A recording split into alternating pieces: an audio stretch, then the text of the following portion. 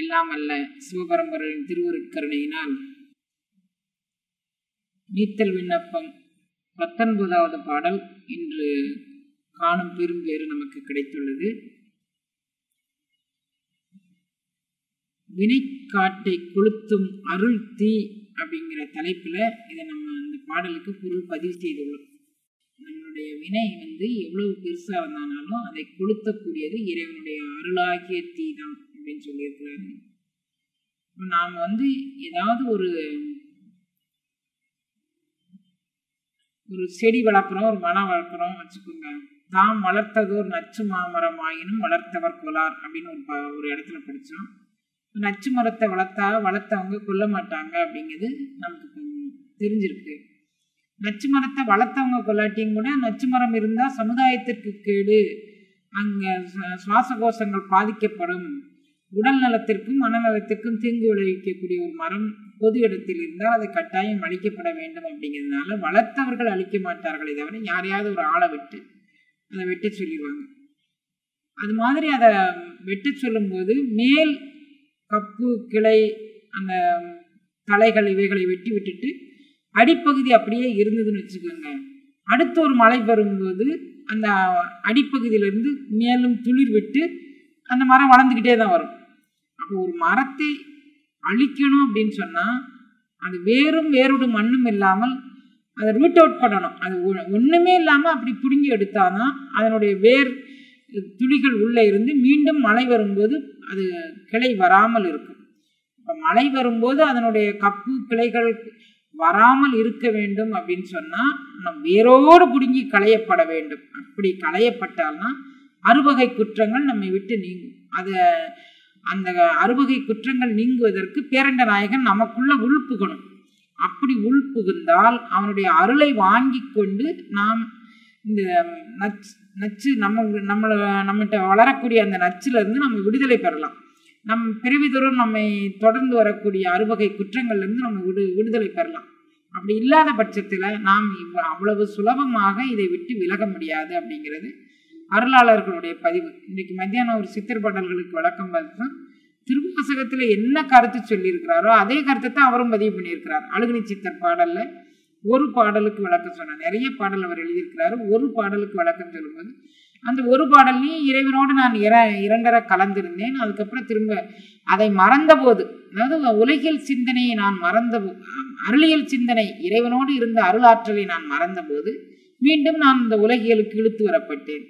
நான் 6 ஆதார நிலைகளும் கடந்து மேலால 7வது நிலையும் அதன் பிறகு நான் வெளிமண்டலங்களையும் கடந்து உன்னோடு ஐக்கியமாகி இருந்த நான் இப்போது 6வது நிலை வருவதற்கே திணறிக் கொண்டிருக்கின்றேன். இங்கே அறுவகை குற்றங்கள் என்னை வஞ்சிக்கின்றன.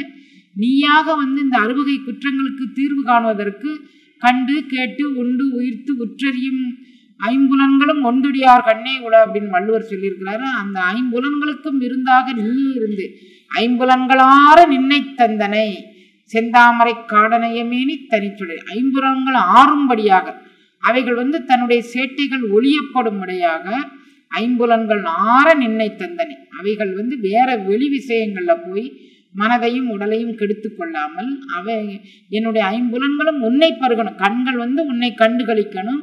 காதில் நான் பறையோசை மணியோசை கடலோசை மாதிரி ஓசைகள் உன்னுடைய ஓசை நயத்தை நான் கேட்டு இன்புறணும். நீ எனக்குள்ள உடலுக்குள்ள புகும்போது என்னுடைய 6 சக்கரங்களும் கடந்த நிலைக்கு நீ ஏகும்போது அந்த சக்கரங்களின் அசைவினால் ஏற்படக்கூடிய ஒலி அனுபவ காட்சிகளை நான் கண்டு உணர வேண்டும்.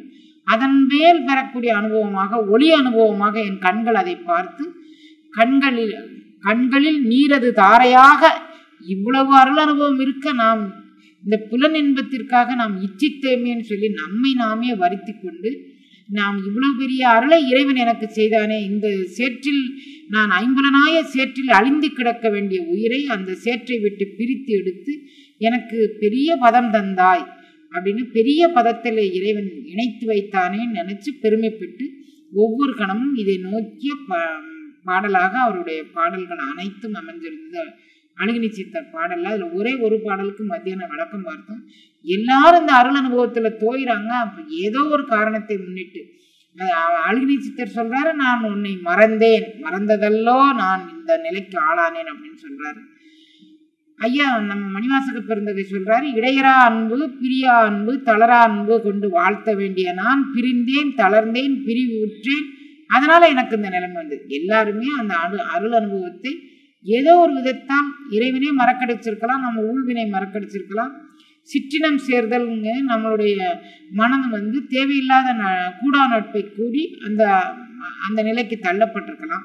அதனால நம்ம அனுதினமும் காலையில் எழுந்திருக்கும் போதே என்னை உன்னுடைய திருவடிக்கு ஆளாக்கிக்கொள், என்னை உன்னுடைய அருட்பேற்றுக்கு ஆளாக்கிக்கொள். கடந்த காலத்தில் நான் செய்த தவறுகள் எதுவாக இருந்தாலும் அதை மன்னித்து இனி ஒரு தவறு அதே மாதிரி ஒரு தவறை நான் செய்யாத வண்ணம் எனக்கு அருள் அனுபவத்தை நல்கு.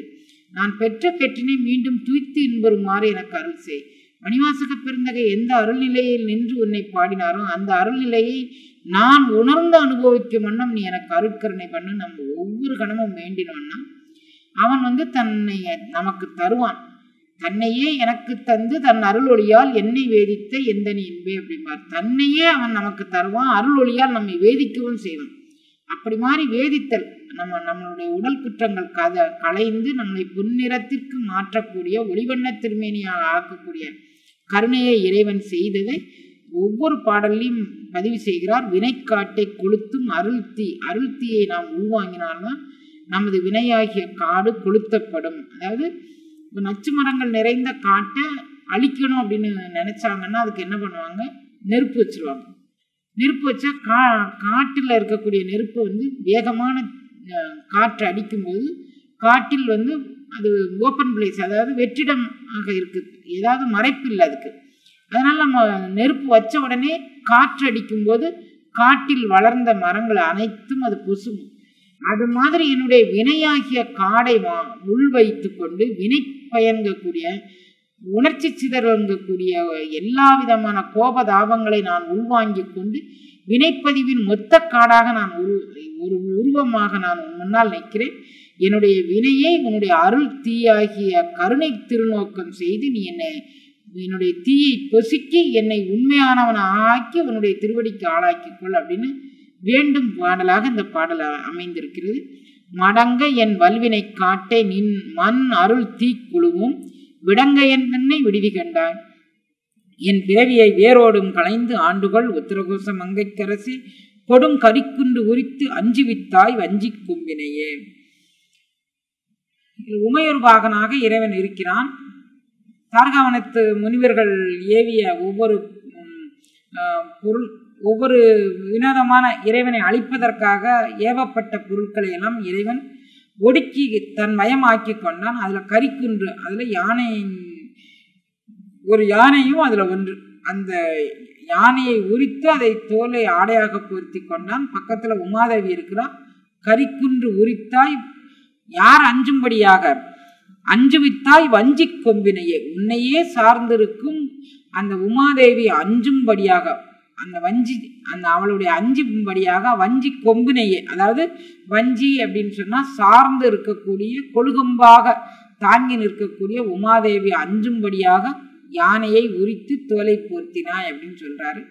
இங்கு இந்த உயிர் வஞ்சி கொம்புனா இந்த உயிராற்றல் எந்த விதமான ஆதாரமும் இல்லாமல், யாருடைய தயவும் இல்லாமல், காமகோப லோப மோக மதம் ஆச்சரியங்களால் அழைக்கப்பட்டு அங்கும் இங்கும் அலமந்து திரியும் போது வஞ்சி கொம்பு அப்படின்னு சொன்னா இந்த உயிராற்றல் யாரை அண்டினால் நாம் பேரண்ட நாயகனை அடையலாம், எதனை சரண் பிடித்தால் நாம் அவனை அடையலாம் அப்படின்னு அது அங்கும் இங்குமாக அலமந்து திரியும் போது கொடுக்கரிக்குன்று உரித்து அஞ்சுவித்தார். இந்த உயிரை பற்றியுள்ள ஆணவ மலம், மாயாமலம், கண்ம மலம் அப்படிங்கக்கூடிய மலங்களை உரித்து அவன் இந்த உயிர் நீ பயப்பட வேண்டிய தேவையில்லை, நானே உனக்கு கொழுகொம்பாக நின்று அந்த உயிருக்கு நான் ஆதார ஆற்றலாக இருந்து நான் தாங்கிக் கொள்கின்றேன்னு சொல்லி அவர் சொல்றதாக இந்த பக்கமாக ஒரு பொருள் நீங்க எடுத்துக்கலாம்.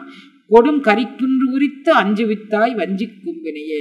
அப்போ இந்த அஞ்சேல் அப்படின்னு சொல்லி எப்படி உமாதேவி அஞ்சும்படியாக குன்று உரித்தானோ அது மாதிரி யாரையும் சாராமல் தனித்து நிற்கக்கூடிய உயிர் பயந்து நடுங்கி கொண்டிருக்கும்போது இதை பார்த்து நீ பயப்பட வேண்டாம், பயப்பட வேண்டியது ஆணவமாதி மலங்களை கண்டுதானே தவிர இதை பார்த்து நீ பயப்பட வேண்டாம்னு இந்த உயிர் அஞ்சு ஒடுங்கும்படியமாக அந்த ஆணவ மலங்களை கிழித்து அவயம் அளிக்கின்றான். அதனாலதான் பிறவி வேறறுகின்றது அப்படின்னு சொல்றாரு. மடங்க என் வல்வினை காட்டை நின் அருள் தீ கொழுவும். என்னுடைய வல்வினை ஆகிய காடை மடங்க, அது மடங்குதல்னா அது இல்லாமல் போகிறது அப்படின்னு அர்த்தம். மடங்க, மடங்கி போனா திரும்பி போன அர்த்தம். அது திரும்பி போ அப்படின்னு சொல்லி சொல்லணும் அப்படின்னா, வல்வினை காடை இல்லாமல் போக சொல்லணும்னா அதை தீ வச்சு எரிச்சாதான் போகும். திரும்பி போன்னு சொன்னா அது திரும்பி வந்துடும். அங்க போகும், கொஞ்ச நேரம் கழிச்சு மீண்டும் வந்துடும். அதுதானே ஐயா ஒவ்வொரு பாடல்லையுமே பதிவு பண்றாரு. நான் மீண்டும் உன் நிலையை எப்போது அடைவேன்னு தானே ஒவ்வொரு தடையும் கேட்கிறாரு. அப்போ போனாலும் திரும்பி வந்துடும். அந்த பேரண்ட நாயகனை நோக்கி பயணித்த நமது பயணம் மீண்டும் இந்த உடல் கூண்டுக்குள்ள வரும்போது இந்த உடல் சார்ந்த குற்றங்களுக்கும் ஆளாகி விடுங்கிறது தானே தெரியுது. அதனால நீ அங்க போன்னு சொன்னா திரும்பி வந்துடுறதுக்கு சந்தர்ப்பம் இருக்கு. மடங்க என் வல்வினை காட்டை நின் மண் அருள் தீக்குளவும். அது திரும்பி வராத வண்ணம் அதை தீ போட்டு நீ நெருப்பு போட்டு கொளுத்திரு. அந்த வல்வினை ஆகிய என்னுடைய வினைப்பயனாகிய காட்டை நீ எரித்து விடு. அப்படின்னா எதுவுமே இருக்காது. அருகம்புல்லுக்கு மட்டும்தான் எரிச்சா திரும்ப மீண்டும் அந்த கணு இருந்ததுன்னா தடுக்கிற ஒரு ஆற்றல் உண்டு. மீதி எல்லா புல் பூண்டுகளும் நெருப்புல தீயினில் தூசாயிரும். அதனால என்னுடைய வல்வினையும் தீயினில் தூசு போல அது பொசுங்கப்படணும் அப்படின்னு சொல்றாரு. மடங்க என் வல்வினை காட்டை நின் மண் அருள் தீக்குளமும் விடங்க எந்தன்னை விடுதி கண்டாய். அது மாதிரி நீ விடங்கன்னா வீறு பொருந்திய ஆற்றல் பொருந்திய வீரனே இறைவனை சொல்றார். வீதி விடங்க பெருமான் அப்படின்னு இறைவனுக்கு ஒரு பேர் உண்டு. திருவீதி உலா வரும்போது உலா வரக்கூடிய உற்சவ மூர்த்திக்கு விடங்க பெருமான் அப்படின்னு பேரு. வீதியில வர்றதுனால வீதி விடங்க பெருமான் அப்படின்னு சொல்லுவாங்க. நீதான் வலிமை மிக்கவன், நீதான் ஆற்றல் மிக்கவன், என்ன கொண்டு இந்த வினைக்காட்டை அழிக்க முடியாது. நானா அழிச்சுக்கணும்னா இது சாத்தியமே இல்லை. அதனால என்னுடைய வல்வினையை அழிப்பதற்கு நீயே கருணை பண்ண வேண்டும். அப்படிங்கிறதுனால விடங்க எந்தன்னை விடுதி கண்டாய், என்னை நீ விட்டு விடாதே. என் பிறவியை வேரோடும் களைந்து ஆண்டுகள் உத்தரகோசமங்கைக்கு அரசு. நீ வீரனான நீ என் பிறவியை வேறறுத்தால் தான் நீ வீரன்னு பேர் வச்சுக்கலாம். உனக்கு நீயே பேர் வச்சுக்கிட்டா, உன்னுடைய அடியவர்கள் பேர் வச்சுக்கிட்டாங்கன்னா என்னுடைய சிந்தை நம்பும் மண்ணாக, நான் நம்பும் மண்ணாக, எனக்கு ஒரு அருள் பண்ணாதானே நான் நம்புவேன். அவங்க என்னமோ வினைப்பெயன் கழிஞ்சதுங்காங்க, இவங்க வினைப்பெயன் கழிஞ்சதுங்காங்க, அவங்களுக்கு ஒரு அற்புதம் நடந்ததுங்காங்க, இவங்களுக்கு ஒரு அற்புதம் நடந்தது. யாருக்கு அற்புதம் நடந்தானே என் விஷயத்தில் ஒரு அற்புதத்தை நடத்தி காட்டினாதான் நான் அதை நம்புவேன் அப்படின்னு. அதனால வேரோடும் களைந்து ஆண்டுகள், என் பிறவியை வேரோடும் களைந்து ஆண்டுகள். நான் நம்புனேன்னா எனக்கு பிறவி வேற இருந்தால்தான் நான் நம்புவேன். அதனால என் பிறவியை வேரோடும் களைந்து ஆண்டுகள் உத்தரகோசம் மங்கைக்கரசு. என் பிறவியை வேற இருக்குன்னா என் வல்வினை காட்டை நீ தீ புசுக்கணும். அப்படின்னா என் பிறவி வீரனும், அதுக்கு நீ வீரம் பொருந்தியவன் ஆற்றல் பொருந்தியவன் பேர் எடுத்ததுனால என் வினையை கொளுத்து என்னை பிறவியை வேறரு. அப்ப நான் நம்பிக்குவேன் நீ விடங்கன் தான், நீ ஆற்றல் மிக்கவன் தான் அப்படின்னு நமக்கெல்லாம் ஒரு சொல்லித்தரார் பாருங்க, எப்படி இறைவன்கிட்ட வேண்டிக்கணும் அப்படின்னு. நமக்கு ஏற்கனவே திட்ட தெரியாது ஒருத்தர, இல்லை அவர் வேற சொல்றாரு, விடங்க என் தன்னை விட்டுடுதி கண்டாய், நீ என்னை விட்டு விடாதே அப்படின்னு சொல்றாரு. கொடிக்கரு என் பிறவியை வேரோடும் களைந்து ஆண்டுகள் உத்தரகோச மங்கைக்கரசே, கொடும் கரிக்குன்று உரித்து அஞ்சு வித்தாய் வஞ்சி கும்பினையே. நீ அன்னைக்கு கரிக்குன்றை உரித்து நீ உமாதேவி அஞ்சும்படியான கருணையை பண்ணினாய்.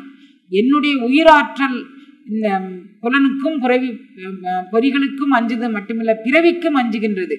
அவை அந்த பிறவிக்கு அஞ்சக்கூடிய அந்த என்னுடைய உயிராற்றலை மேம்பட வளர்த்து என்னை இந்த பிறவியிலிருந்து காப்பாற்ற வேண்டியது உனது பொறுப்பு அப்படின்னு சொல்றாரு. இப்ப நம்மளுடைய இறைவன் நம்மளுடைய தீவினை காட்டை வினைப்பதிவை பொசுக்க வேண்டும் அப்படின்னா நம்மளுடைய வினை திட்பமானதாக இருக்குது, அதை உணர்றதுக்கு நமக்கு முடியலை. அப்படிங்கிறதுனால எல்லா அருளாளர்களுமே அது திண்மையானது, அதை உணர இயலாதது அப்படின்னு எல்லாருமே பாடியிருக்கிறாங்க. கருணை நிறைந்து அகமும் புறமும் துளிந்து வழிந்து உயிர்க்கலாம் கலைகனாகி தெருள் நிறைந்த இன்ப நிலை வளர்க்கின்ற மலர்வாயோ மருளனேன் தன் மருள் நிறைந்த மனக்கருங்கல் பாறையும் உட்க சிந்து உருக்கும் வடிவத்தோய் அப்படிங்கிறார். என்னுடைய மனக்கருங்கல் பாறையை உட்கசிந்து உருக்கினால்தான் நான் உன்னை பரிபூர்ணமாக ஏற்றுக்கொள்வேன், நான் உன்னை நம்புவேன் அப்படின்னு சொல்றார். அப்போ எல்லாருமே நீ என்ன உருக்கிய ஆண்டுகள், நீ என்னது வினைப்பேனை கழித்த ஆண்டுகள் அப்படின்னு எல்லாரும் வேண்டியிருக்கிறாங்க.